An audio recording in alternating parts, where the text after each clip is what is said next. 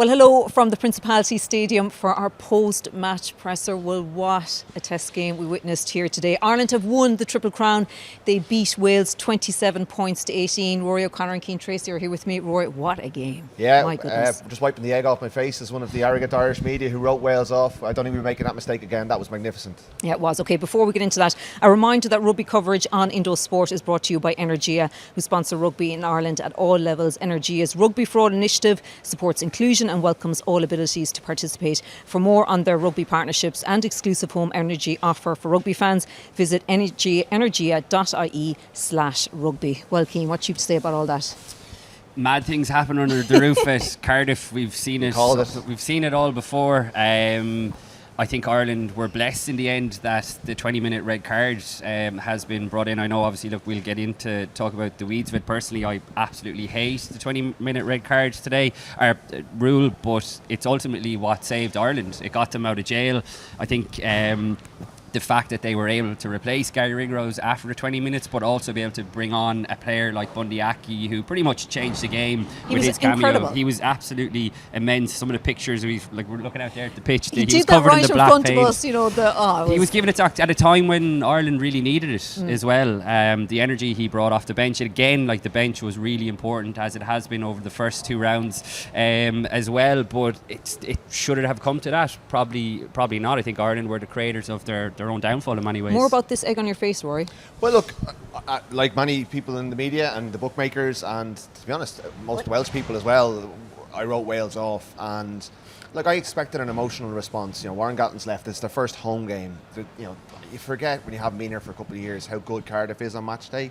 It was magic here today. It really was and incredible. They get the build up they do the build up so well, and you could feel the energy in the stadium. But Ireland 2 years ago took that energy out by starting really well, and they did that again today. But having gained control of the match through Jack Conan's try and Sam Rendergast's penalty, they really lost their way in the way that we've seen in Murrayfield around half time, but they wrested back control. And even against England, there was moments, you know, the last 10 minutes, the first half, they didn't have control. And they spoke about having, you know, the fact that Wales would have purple patches in the build-up and after the match. But I don't think they expected Wales purple patches, or none of us expected Wales purple patches to be quite that impressive. Their back three was excellent. Lupe Faletau looked every inch the lion that he has been. You know, he hasn't been around. Jack Morgan was magnificent. They really, like, outperformed everything they've done across their 15 match losing streak now. And they forced Ireland into a position where they're down to 14 men, they're 8 points down early in the second half, and they had to find a way to win. And I suppose there's two ways of looking at this. It's you look at the first half and you go, well, that's not good enough from Ireland. But then you look at the second half with the adversity, losing Jack Conan to injury, a rejigged back row, a load of kids on the bench, a lot of young players involved in it. And They Jamie found a way Osborne to win. as well really came Jamie into his own, Osborne, didn't he? Sam Prendergast's kicking game was superb. Jameson Gibson Park was brilliant. They scored 17 unanswered points to secure the Triple Crown, keep their Grand Slam ambitions and three-peat ambitions alive. And you come out of it going, having made 7 changes to the team, the scenario they found themselves, this was such a useful exercise for Ireland in the long term, because those players like Jack Boyle, Thomas Clarkson, difficult day for him, Prendergast himself, they've all experienced something that maybe they didn't expect to experience today, a surprise classic, and they ended up on the right side of it. Before we go on, we just need to, pay credit to Wales. Matt Sharrett, the interim head coach, I expect interim to be scratched off. I mean, there's no way he can continue to say that he might not, he doesn't want this job after the way he had his team playing there today. Yeah, that was the best Welsh performance, and he's only had 3 or 4 training sessions. Yeah. Rudd has touched on a few of the players who really stood out, but it just goes to show when you pick players in their best positions. I thought Thomas was excellent at 12. Look, Warren Gatland had been playing him at 10, but you can just see Scotland might have scored, lads. You can just see he's far better as a 12. We are recording this during the Calcutta Cup game. Yeah. Gareth Anscombe made a huge difference at 10, and yeah, sure, sounds like probably a Scotland That's definitely not an England score. Go on. But I thought Anscombe made a huge difference at 10. I thought Nicky Smith was outstanding. It was a tough day for the Irish scrum, and that is a concern. We've just heard from Dan Sheehan in the press conference that saying there was a little bit of the dark arts going on, that Ireland should have been able to react better, but that happens too often for my liking, that an Irish pack takes too long to whatever is going on in the front row, if it's the opposition, if it's the referee's interpretation. I think a couple of the penalties came from the touchline as well. They conceded 4 scrum penalties in that first half, and I think I'm right in saying 2 were against Andrew Porter and 2 were against Thomas Clarkson. So it was both sides of the scrum. But I thought Clarkson did well. Apart from that, he made one brilliant try-saving tackle on Thomas Williams at the first half, and then they did end up changing the picture. I thought Finlay Bealham was excellent off the bench, and what a moment for Jack Boyle. You touched on. Yeah, I do think Ireland have a bit of a problem with English referees. We saw Wayne Barnes in the World Cup quarter-final. Like the word is that he just thinks Andrew Porter is the most legal loosehead out there, and he's not refereeing anymore. But Christoph Ridley, all the English refs come through the school of Wayne Barnes. They're all Georgia. It was the Georgian touch judge who called at least one of them as well, though. So I don't know if we can put it all on. But it was very early, I thought, to go for full arm penalties. It didn't look like it was that clear cut to me. I thought they could have allowed the scrum to ease into the game a little bit more, maybe give a free kick for some of them, and I do think Clarkson will learn a lot. It was a tough old day at the office for him. They'd be hoping to have Tyke Furlong back, but the bench selection was smart in keeping Finlay Bealham back and bringing him on, because I thought he was one of them. I think you just mentioned it, like, having him there and his experience coming on. Now he's an old hand, and he really contributed to the win. And Jack Boyle, as you mentioned, to win a scrum penalty while he was on the pitch, to be brought on. I mean, they could have let Porter go 80. They've no game next week, but they trusted Jack Boyle to come in. He was part of that scrum. He was also part of that counter ruck that led to... That was a great moment. Yeah, to Sam Prendergast, basically the penalty that secured the win. But they had to ride it out as well with that Ellis Mead try in the corner. So it was never comfortable. Yeah, I think the fact that they made 7 changes, look, and again, it happened too often for my liking when Ireland made changes, they just lack the rhythm and cohesion. It just shows, I suppose, the value of the continuity and selection that Ireland do generally go with. But I think a couple of players will feel like they missed a chance, I think, to press home their advantage, and I think that's frustrating.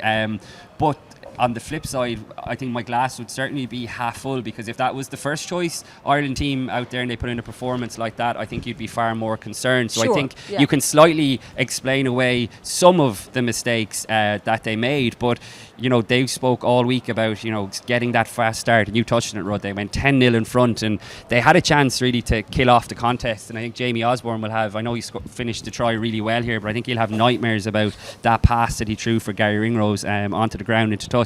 Was a really poor moment. Got on top of him after that, didn't he? And he grew into the game, but he had a few nervy moments, even some of his aerial stuff. Look, it just shows the value, I think, of Hugo Keenan, and I think Ireland really missed his control and his communication in the backfield today. It reminded me a little bit of Murrayfield 2 years ago, because a lot went wrong and they weren't playing well. But even Jamie Osborne, if you think about how Ireland played their way back into the game, it was a crucial moment where he went up and won a high ball, and then Matt Hansen followed up by winning it off the second box kick. Then Gibson Park dots it in behind, and they got a penalty out of that. But that was just at a point where they were really losing their way. Between minutes probably 25 and 45, they looked a shadow of themselves. They looked like the Cardiff noise that got on top of them. Wales looked like you could see the body language, the energy, the crowd were in the game.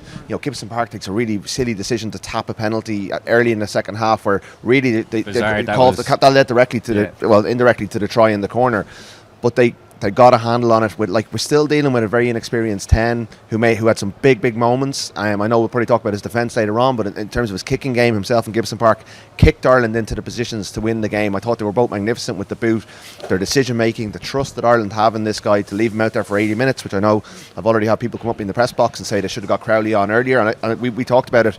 It must have been hugely tempting to have Jack Crowley there, but not go for him was an interesting decision. So they trusted these was people. Was it the right decision? Well, it was in the end, because Prendergast played a huge role in that 17-point win, and 17 points in a row, and that kick, that unbelievable spiral 50-22 kick, they scored a try off it. He points to Gibson Park, put it up for James Lowe. Gibson Park does it.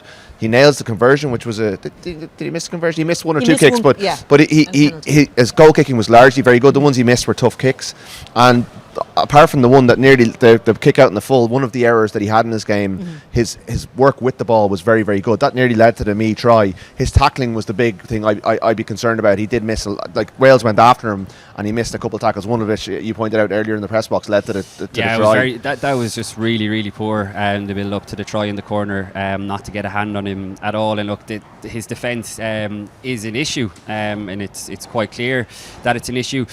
Obviously, we're speaking directly after the game. I'm looking forward to watching the game back in closer detail, because my sense at the time was there was a few occasions when Ireland were losing control where you just wanted your 10 to step up and bring a little bit of calm to proceedings. Look, the guy who's just turned 22, this was a massive test, like you've mentioned, Rod. But I thought he did. I thought he got a handle on it. I thought he could have done it a little bit more, if I'm being ultra critical, I think, but that will come with experience. I think there was just certain times where, you know, he had a sloppy knock on there as well, that you just want your 10 to That was a poor pass. I thought that was the more on pass Cian. from Cian to on the kind of get the wraparound. edge of the try. I thought that was symptomatic more of, and this is partly down to Prendergast, I thought they overplayed at times, and they overplayed kind of in front of Wales. Sometimes Ireland, especially when they're up against a team that they're physically better at, like Jack Conan try. Just go through them. You know, get the ball down and maul it. You know, suck in defenders. They were very over elaborate in their attack, and I know their game style is something they're really proud of, and when it works, it's magnificent to watch. But sometimes, like Joe McCarthy showed the way in that when he came back off his HIA, he was so direct. Ryan Baird was direct. Jack Conan, when he was on the field, was direct. Sometimes you just got to go and win some collisions and get some go forward. A lot of their attacking play, I thought, was just too far in front of Wales, and Wales were kind of comfortable, let them play their patterns and then pick them off. So I think that's something that's, like, at times against France, I think that you can't do that, but against Wales the direct approach can work. But their work in contact and their work in the air, I thought, won them the game. Yeah, and like the try is, and I couldn't agree with you more, is a perfect illustration of that, because the carry that Joe McCarthy makes just before Jack Conan goes over, I think he went through like maybe 3 players, and Jack Conan did, what a finish that was as well. I know it was only Thomas Williams, but he absolutely went through him. But you were kind of thinking that's the sort of template to beat a team like Wales, and even in the build up to that, it seemed like every time the Ireland forwards got on the ball, they were getting over the gain line, and they sort of went away from that, and I think that's what allowed Wales to get back into the game. And I think, like as we've mentioned at the top, I think they deserve an awful amount of credit, really. I thought like their back three I was so impressed with as well. Max Llewellyn came back. You could just see why the Welsh supporters were so frustrated that this guy left, and like picking players in their best positions. And they were very, very good. So let's look at the yellow card turned upgraded to a red card. Is that a straightforward decision for Gary Ringrose? I thought it was a little bit harsh. I think the Welsh player is bent at the knee. He's lower than Ringrose maybe expects him to be. But I think it's probably one of those orange ones. It's probably what the 20-minute red card is brought in for. It's not really an act of malice or an act of... you know, to me, a foul play, you know, like it's not a punch or, you know, something like where he's gone out to try and do something. He's got his technique wrong. He's come in too high, and he's made connection with the head, and that's what they're trying to get out of the game. Yeah. It's probably, I'm not a fan of the 20-minute red card, but this is kind of what it's for. So look, I know Nigel Owens was on BBC. I saw him at half time, and he was very definitive that was a red. And look, Ringrose is going to get a ban out of it as well now, so they'll miss him. But they didn't handle it particularly brilliantly, the period where they were at the 14, and I wonder, like, the big great unknown is how it would have gone if they weren't able to bring Bundee. Like, they would have brought Bundee on somewhere, but had they not been able to play with Bundee with 15 after the 20 minutes, they're lucky that has been implemented for this window. And I'd say Wales now, a lot of Welsh fans be pretty upset about it, because it's a controversial one. Neither of us, I think, agree with it as a concept, but I mean, Ireland are lucky it was there today. Yeah, but I strongly disagree with you. I think it was a red card all day long.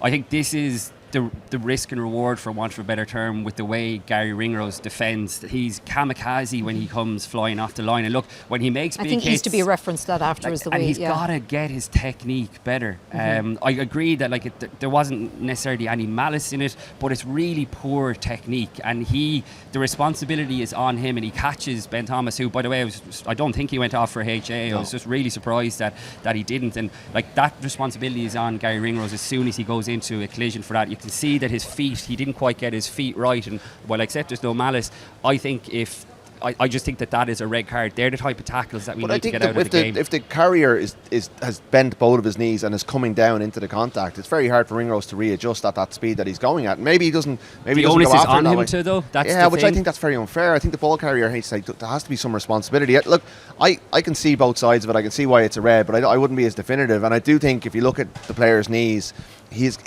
dipping into it. I thought there was enough mitigation to go yellow, but look, I wouldn't be going. I don't think they'll be able to appeal it. I think I can understand why they've given it, and I thought it put Ireland in a seriously difficult position for the game, and that's on Ringrose, I guess. Yeah, they conceded 15 points, was it, while during that 20-minute red card. But I think you'd have to give Ireland a lot of credit, because then they scored with 17 points unanswered, which is seriously impressive as well. But look, just to go back to the concept of the 20-minute red card, I totally agree with you. I just absolutely hate the idea of it. Look, and I understand, the contest wasn't ruined today, but if I'm a Welsh supporter, like, I want there to be more punishment for a red card offence like that. And like I said, it almost played into Ireland's hands because Bundee Aki came off the bench like a man possessed, and it shows the value of picking the centre as that 23rd man, which Andy Farrell has done for the last number of years, because I think the temptation for a lot of coaches would be to go for more of a versatile player who can cover, or the back 6'2". three, or 6'2". But you can see why Ireland go for it, because it's so hard to leave one of those three centres out. But I would safely assume that Bundee Aki will be in the starting team for France in a couple of weeks. That was one of his, he was brilliant at the World Cup, but I think it was probably his most important performance for Ireland. Other players contributed massively. I thought Ryan Baird did really well on for Jack Conan. And James Ryan as well. James Ryan was really good. McCarthy for 15 minutes before Ryan came on after his HIA was brilliant. But Aki was stunning. So and he transcended the game almost. He the black paint from the sponsor's logo in the middle of the pitch was smeared all over his face along with some blood, and it was amazing. He looked like he broke his nose as well. Yeah. His nose was at the other side of his face, and it was just right down here in front of us for anyone who's watching. And I don't know if the TV cameras picked it up, but he was just giving it. He did a big showed off his biceps and gave a big roar to the crowd. And there was loads of Irish supporters here, which is worth mentioning, and they really fed off that as well. Yeah. He was just exceptional. And look, that is exactly what you want from the bench. You want big moments, but you want energy as well. You could see the crowd and the Ireland players were feeding off as well. Gibson Park got man of the match, but he was there was an argument for impact. Ty Byrne again is another one who had a very consistent game across the 80 minutes. But I do think Gibson Park had a huge influence on it. And I know I criticised him for that tap and go, but a lot of his kicking, between himself and Prendergast, their kicking game is exceptional. The length and distance and the decision making around that is probably underestimated. It's not the flashiest part of the game, but they controlled the second half in terms of the first half was one of the few times Ireland were down on the territory stakes as well as the possession stakes, whereas second half they controlled the possession and territory much better, and they put Wales into kind of parts of the pitch that Wales didn't want to play in, and I think that was that and the collision work of kind of McCarthy, Aki and a few others, that's what won them the game. I'm glad you mentioned the kicking, because I think Ireland have kicked really well in the Six Nations. Gary Ringrose had a lovely 50-22, and I was writing about this a couple of weeks ago. Just up the kind of corridor, it was beautiful. Amazing, But Johnny Sexton is having a huge say in that, and Simon Easterby has had no problem in saying that when I asked him a few weeks ago, because I think the role of Johnny Sexton isn't still defined. It hasn't even been officially announced by the RFU. We haven't seen much of him, but I think when you hear he's working with the kickers, your natural inclination is to think, oh, he's helping goal kicking, but which he is, but it extends far beyond that, and it pertains to the kicking strategy. And I thought Ireland kicked so well again today, and I think they've kicked really well throughout the course of the Six Nations. And I think it's one of the things that Prendergast has on Crowley in that debate. I think his kicking game is exceptional, and it's only getting better, and he's getting more confident with it. I think that's one of the reasons they left him out there for so long. And that 50-22 was just a moment of pure skill. We were sitting behind it, just had the perfect view. The distance he got on it was and his line kicking was very good as well. For penalties, he puts Ireland into such good attacking positions. Player, really is. And as you say, it was Gibson Park though as well that kicked it over to James Lowe to put it down then for. And I'm glad you mentioned that, Sinead. What a moment of skill from James Lowe. But it looked like it was too long. It looked like it was too long, and I just watched the replay back just before we record. I don't think I appreciated how good that was at the time, because he made it look very, very easy. The weight to bat that ball back into Brian Fenton. It was Brian Fenton, but it was that was a high class moment as well. Now they were playing off penalty advantage, and you could see Sam Prendergast was calling to Gibson Park as well. So really good communication and scanning of the space, but that was a class moment by Lowe.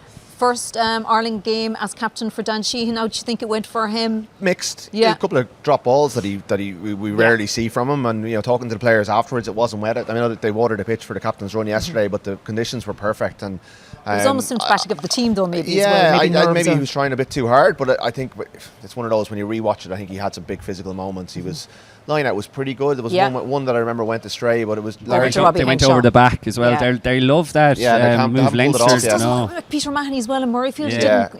I wonder it'll turn up. We'll see what they're able to do. But I'd say he'd be self-critical and say it's around a 7 out of 10 performance. It wasn't bad, but there was a few moments where they looked like they were getting momentum, and he'd spilled it, which is just not like him. And maybe the enormity of being the captain probably did weigh on him a little bit, which is completely understandable. But in terms of the way he dealt with us and the way he dealt with the referee, it was very impressive. And I think Ireland, if Doris isn't around, Cian's a very, very good stand-in. Doris was here, he lifted the Triple Crown with Cian. He was wearing a knee brace, but they are confident they'll have him back for France. And that's the first time they've gone into battle without him since 2021. Sorry, 2021. 2001 to be quite a stretch. But that's significant. They won that that without their captain. Yeah. Which I think that's probably underestimated. I did wonder how they would cope without a player who's become so influential to this team. And when it started getting a bit frazzled around half time, I was starting to wonder, was Doris being missed because they rely on him so much for big moments and big plays? But they figured out a way, and that's why I would leave here feeling pretty good about that win, despite the fact that they got themselves into a position that none of us saw coming. Conan did well, I thought. He put Ireland over the gain line. Obviously, he scored the try. He went off with a stiff back, according to Simon Easterby, which again is worth pointing out, because Cian Prendergast unfortunately pulled out. You'd have to really feel sorry for him. What a missed opportunity that would have been a really special day for him to get on it with his brother as well. But because Cian Prendergast was out, Ryan Baird came onto the bench, and I thought he did well off the bench, but it meant that Ireland didn't have any out-and-out cover for number 8, and sure enough, Jack Conan picks up an injury, which meant that Josh van der Fleer had to pack down at number 8 in the Peter scrum. O'Mahony went 80, which I'd say wasn't part of the plan. plan either. So look, all these things were happening, and they still found a way in a pretty hostile environment against a Welsh team who played, I think, above themselves really, and delivered their best performance in quite some time. And if you're Welsh, I think you're coming away from today feeling pretty good about life after Warren Gatland, because there was a lot of green shoots out there. Like as we've discussed, they were very good. And Simon used to be in the press conference afterwards, mentioned a bit about the media kind of storyline. He was obviously waiting to say it until after the match, but he's not wrong, is he? There was some silly stuff said last week, and it was quite, I think, disrespectful to Wales, and no doubt that would have filtered through, pinned onto the dressing room wall. I'm sure, but I was very impressed, I have to say, with Wales. I think it really bodes well for their last 2 games, considering how little time they've had to work with Matt Sherratt, and I think he's been an impressive character as well. He was speaking about, how emotional he was coming in on the bus earlier, and he's pretty adamant that he's not going to throw his hat into the ring, but if they're able to build on that performance going into their last 2 games, then he'd surely be in the running. His original plan for this weekend was to watch the game in Cardiff Arms Park, because it was his brother-in-law's 50th birthday, so I think this was probably better. It's only across the road, so you might go in after. A man of the people, yeah. Anything else from that game before we take a look ahead to the France game, I suppose? I think you mentioned the counter-ruck there, Rod. Gus McCarthy was involved with that as well, and that was I think Jack Boyle, Gus McCarthy, Sam Prendergast following. It was a bit of a glimpse into the future, really. But because you mentioned about the front rows yesterday. Yeah, and it probably didn't go, like, we've given Jack Boyle huge credit, but it probably didn't go as well for Thomas Clarkson. But again, my glass would be half full, because I think the experience that they'll have, and I think Jack Boyle now, there's a decision to make for, albeit on the bench behind Andrew Porter for France. Do Ireland go back to the experience of Cian Healy, or do they say to Jack Boyle, like, what a great impact you made there, put him on the bench? France, certainly that's what I would be doing, because I think we need to start moving towards getting younger blood in the front row in particular. So I think all in all, like, a pretty positive day, like their 14th Triple Crown. I don't think that's to be scoffed at at all. I know they've got their eyes on a much bigger prize. You think of the calibre of players that come back into the team for the France game. Like I said, if that had been the first choice Ireland team, I think we'd be seriously concerned with France coming up in a couple of weeks. But to have gotten those guys, like we've mentioned, Jamie Osborne, Thomas Clarkson, Gus McCarthy, Jack Boyle, they'll be so much better for this experience. So roll on France in a couple of weeks. So obviously we're recording this while the Calcutta game goes on. France are playing Italy tomorrow. As you mentioned it, Rory, this game is going to stand to them. Yeah, it was. It will, and I think the A game tomorrow will also tell us a lot about what Ireland have depth-wise. We to be able to experiment and give a couple of one new cap, but also give experience to players while playing in a cauldron like this. As Cian said, incredibly beneficial. I would expect Keenan to come back, although Osborne, I think, built his way into that game very well. I know it didn't go all his own way, but he's such a good option. And I'd probably come onto the bench, actually, unless they go 6-2, because Ringrose will probably be suspended. The word is, Furlong sounds like it's going to be, they expect him to be okay, whether you believe that or not. He has to obviously get through a couple of training sessions. What about Ronan Kelleher, actually? Doris and Kelleher, I expect to be back as well. So it's a really worthwhile exercise. It's a win. It keeps the show on the road. But it doesn't really, it's almost like, I don't know how much relevance it will have because there's so many players to come back, because France sharpened the mind so much. We'll see what they're like tomorrow against Italy. But Ireland are in such a good place, but still haven't really put that 80 minutes. I mean, 80 minutes performances are always difficult to attain, but I think they're going to have to produce something another level in 2 weeks' time if they're going to get this, keep that Grand Slam dream going. Because I'm sure France will come here like after the way Ireland beat them in Marseille last year.